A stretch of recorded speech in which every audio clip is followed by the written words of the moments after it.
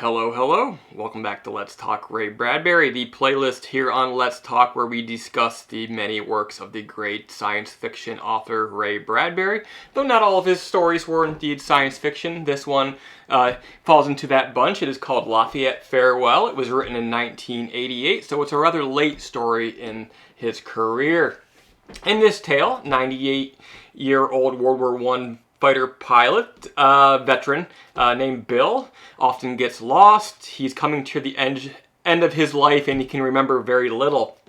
But sometimes he wanders across the street to a younger neighbor's house and sits with him, has a glass of wine, and tells him tales of his past.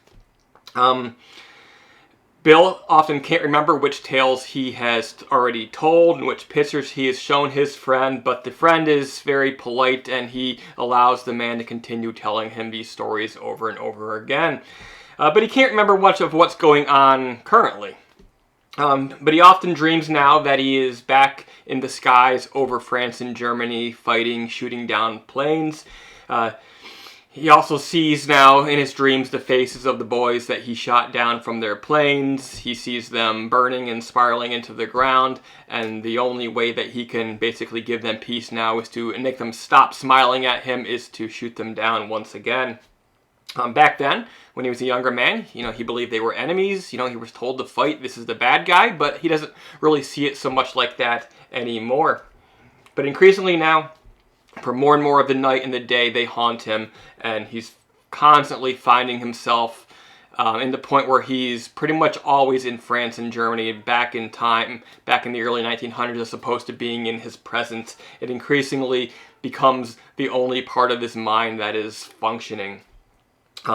So at night now, he keeps imagining that he's hearing men parachute into his backyard. He asked his friend here if he wants to go see them. So they go out to the backyard.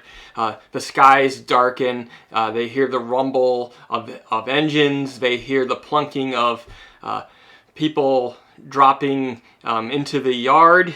But then suddenly it passes, and it was just a storm. The rumble was the thunder, the wind, and fruit being blown off of the trees that are there in the yard.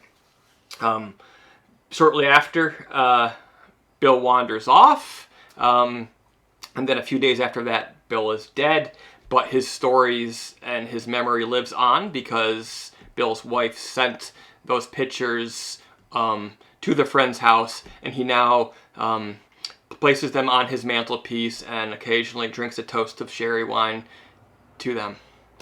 So, not at all what many would expect from a Ray Bradbury story. 1988, Bradbury still had a lot of years of life left in him. He died in the last 10 years now. But this story is obviously a story about aging, and you can see that it weighs heavy on the author's psyche. It's a story about being haunted by our past, a story about regrets, and in the case of soldiers, it's coming to the understanding that war isn't really against the enemy all the time, at least not on a soldier-to-soldier level. These are just people following orders like he did, and sort of he's regretting that he'd done that because, it tears the world apart, and you can never escape it. You can never escape what you've done, and he certainly doesn't, even to his dying day.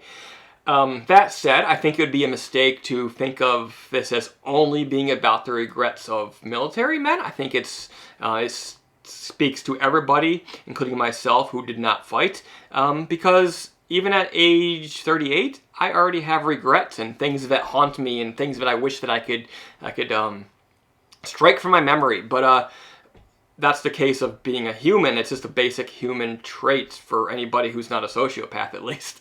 And I certainly have my my ghosts that will haunt me to my dying day. We all do. They're not fun, they're not entertaining, but they do make for good writing opportunities, so turn your regrets into stories. Alright guys, Thanks for tuning in to another episode of Let's Talk Ray Bradbury. I'll be back again soon with more.